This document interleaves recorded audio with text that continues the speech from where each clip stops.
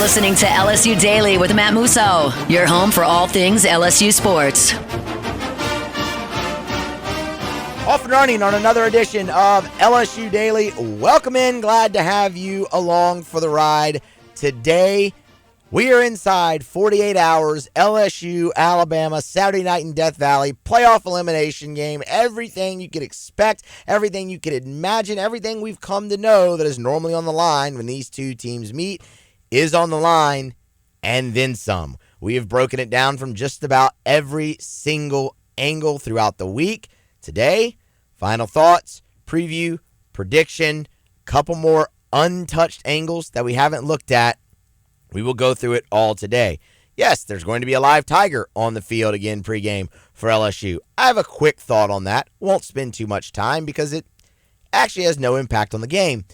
But I do have thoughts as a lifelong LSU fan, as an LSU alum, just someone who's grown up his whole life in Baton Rouge, Louisiana. I have a few thoughts on that. College game day. We know that's going to be in town. Paul Skeens, Livy Dunn, the guest pickers for that event. I think it was a fantastic choice. I know there was a lot of people like, man, you could have gotten Joe Burrow. You could have gotten it. The thing about LSU, you can't really go wrong. You have a lot of choices. Also, I am a shameless baseball guy. I love Paul Skeens, so I'm fired up to see him up there. I think it's going to be great. Livy gets to come along as well. That couple's been all the rage. Fantastic choice, in my opinion, by College Game Day. That's really all I have to say about that. Subscribe. Please subscribe. Follow me on Twitter, @Musso Matthew. Like the podcast. Follow me on Facebook. Share the podcast. And you can find me on Instagram as well, @MussoMatthew1. All right, let's get started. Let's just get it out of the way. Let's talk about Omar the Tiger. So by now you know the story, so I don't really need to rehash all of it. The governor of the state, Jeff Landry, long ago said he wanted the mascot back on the field. LSU pushed back. They don't want to put Mike the Tiger on the field. It's not good for the animal. All the things that we've heard. He's 8 years old. They discontinued the tradition in 2015. Governor Landry has not let up, and now he is facilitating a Tiger from Florida named Omar to be on the field pregame, take the lap, be parked in front of the Alabama locker room. All the things of the tradition that we all once loved and still do love will be back. However, it's just not my favorite thing in the world. I'll tell you this. I actually am really intrigued to see how this is received after the game. Like, if LSU wins, Omar the Tiger, we know LSU fans here, y'all, right? Like, if LSU wins, Omar the Tiger is going to become this rally cry. I mean, y'all, this is a fan base that rallied around a friggin' possum, 5, 6, 7 years ago to spark this baseball rally, right? It's just, this fan base loves to latch on to quirky things. So I am really intrigued by that aspect. And on the flip side, if they lose, how many people blame Omar the Tiger, the stunt double, the imposter, being out there on the field? You haven't done this in so long, and now you're doing it, and it's not even Mike. So that part of it, just from an amusement standpoint, I actually am interested in. From the tradition standpoint, as I said, as someone who's grown up their entire life in Baton Rouge, Louisiana, who is old enough to remember when they still brought Mike onto the field and going to Tiger Stadium as a kid and seeing Mike on the field, doing the lap, being parked in front of all the pageantry of the tradition.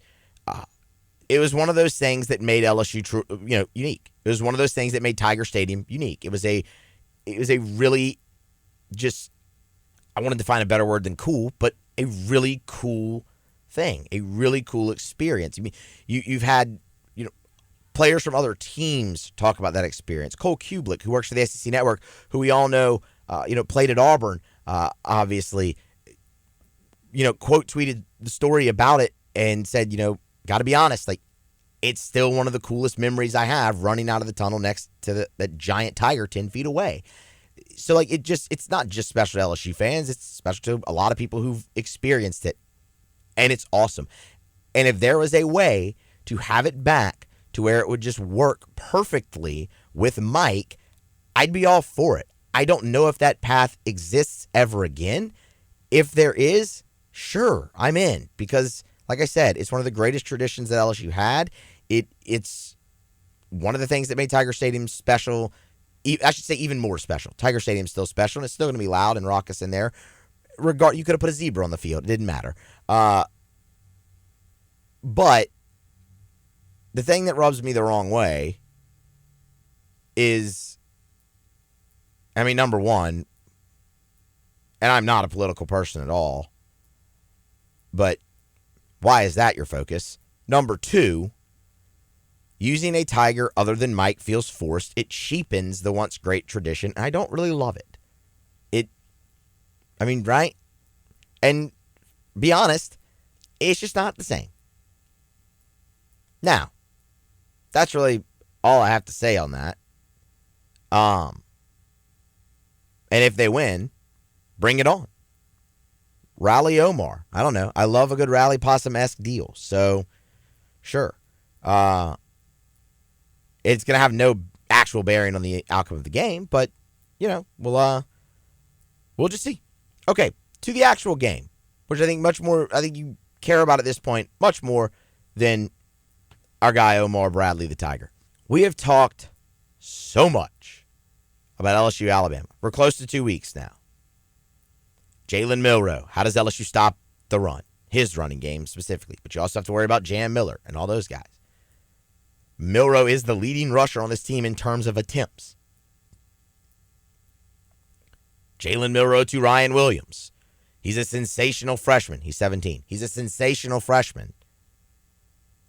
And has the ability to completely wreck your day in a moment's notice. Ask Georgia. I think when everyone thinks of Ryan Williams around the country, that's the play that sticks out, right? Georgia has just taken the lead, and then Ryan Williams just completely punks their entire defense. That's the ability that guy has. We talked about Zy Alexander drawing that matchup. Might LSU try some double teams here and there, but if you do that, you're going to leave other stuff open throughout the field. We've talked about the turnovers. Alabama is +7 in the turnover margin. That's top 15 in the country. LSU is +2. When teams have been able to run the football against Alabama, the turnovers have either been non-existent or the margin in the game has been even, some circumstances notwithstanding. Like some context there, Missouri, Tennessee. If you want the whole explanation that I gave on that, go back and listen to Thursday's show.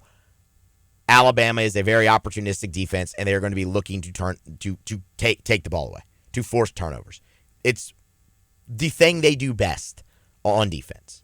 From a talent standpoint, this is a very good Alabama defense. It is not the elite Alabama defense that you have seen in the past, and you can see that with them struggling in the run, specifically in conference games. Talked about it, giving up over 150 yards, and in their 2 losses, they gave up 190 yards a game in those losses on the ground. I almost don't even really want to have the run game conversation anymore about LSU because we've had it ad nauseum this week and really ad nauseum all season long. I'm not expecting LSU to just go out there and run for 250 yards. I'm also not asking LSU to go out there and run the ball for 250 yards. I'm asking LSU to go out there and run the ball for $140, $150. Can you hit their average?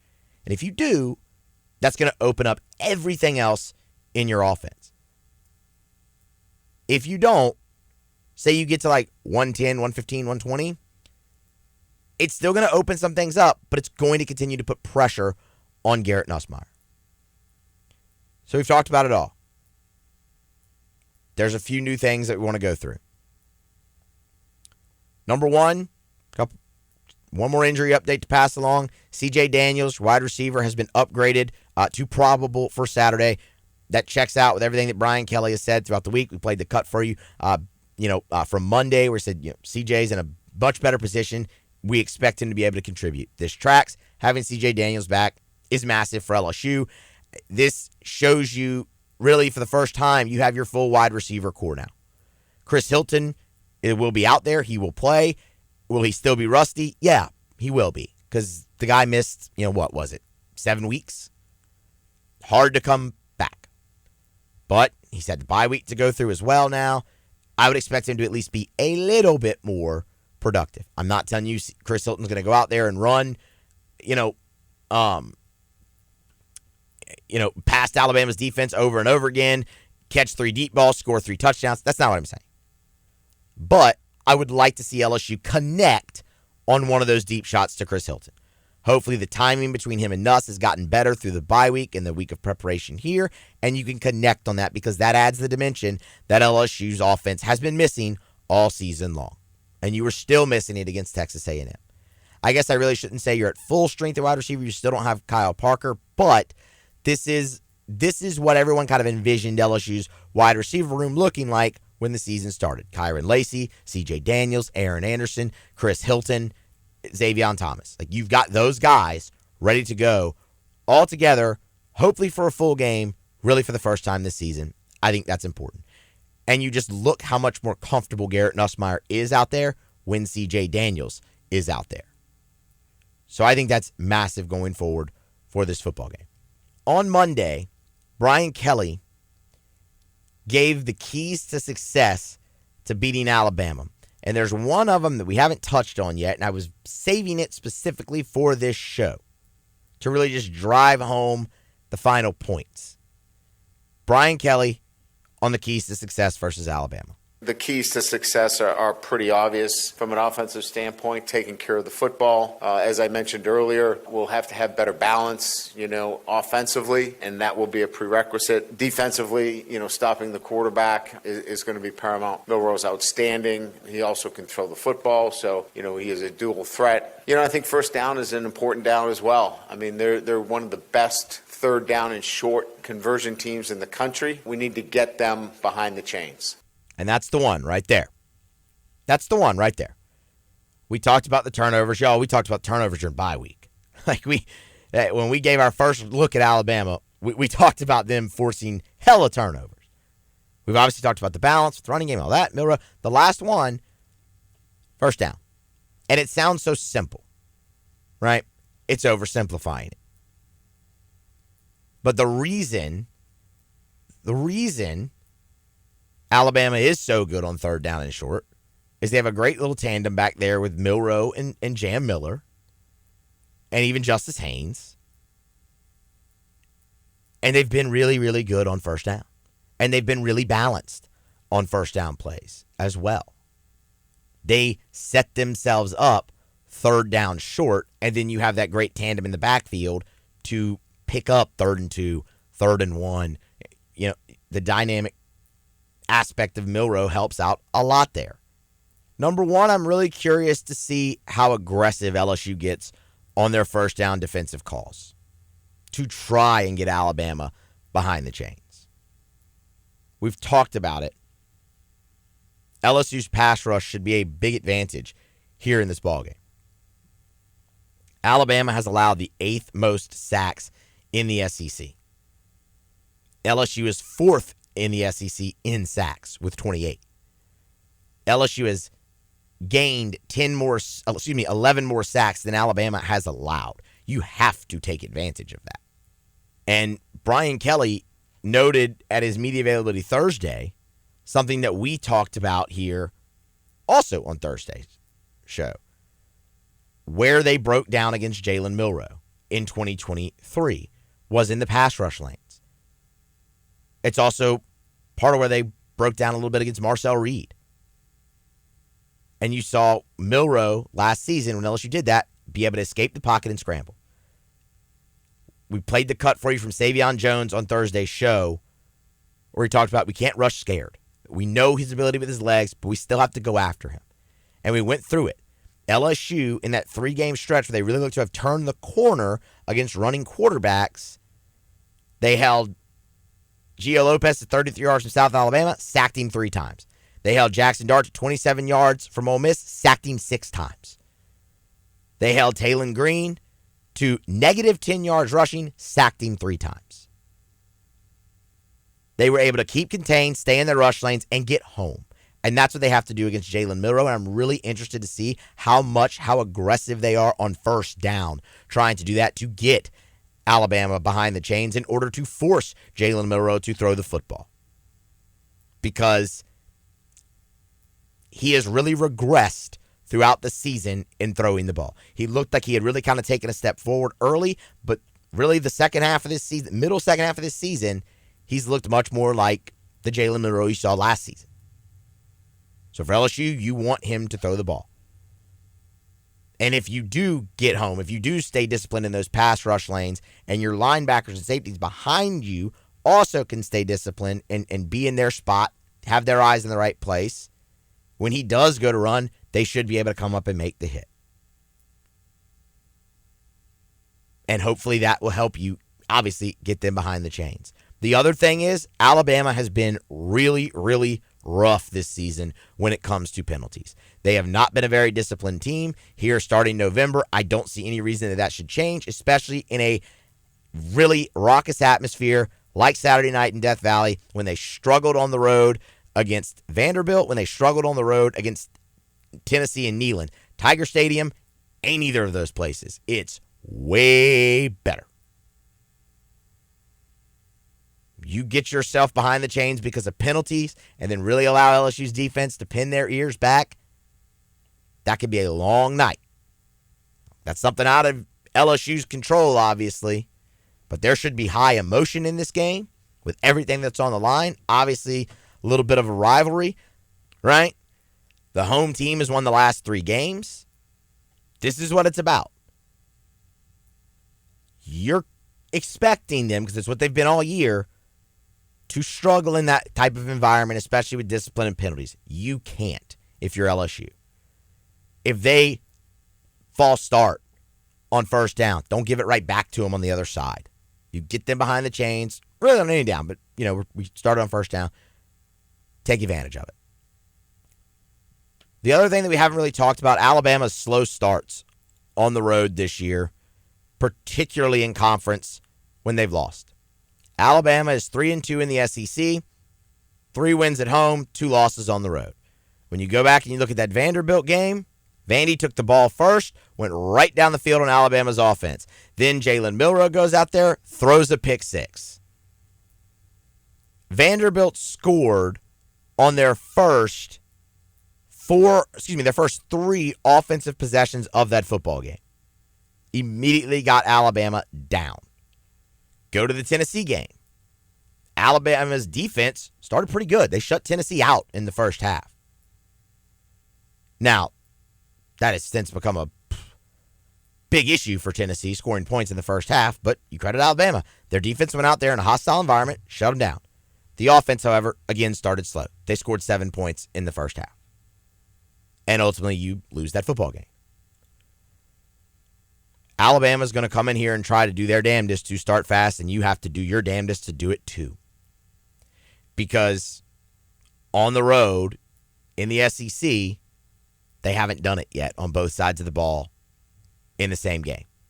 LSU, the last 2 times out, has. LSU started fast on both sides of the ball on the road at both Arkansas and Texas A&M. You choked Arkansas out and took their will late. We know what happened against A&M. There's your cliche, run-of-the-mill every week, start fast. Last thing, then I'll get to the prediction. This Alabama defense has not gotten to the quarterback nearly as much as they normally do. And I think that is a huge advantage for LSU. For all the talk we can have about the O-line and pass blocking along with the rest of the offense, why LSU can't run screens, Brian Kelly says they're not built for it. The one thing this offensive line has been very, very good at is pass blocking. They've given up 4 sacks all season long.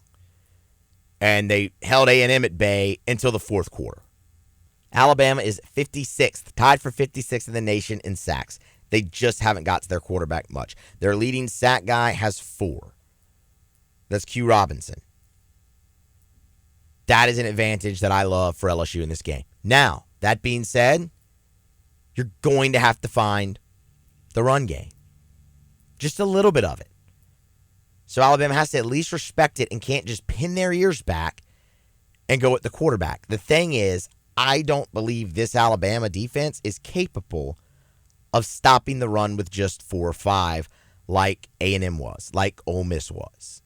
So I do believe LSU will find a little bit more success there. And if they are capable, I have full faith in the offensive line to hold up against this Alabama pass rush.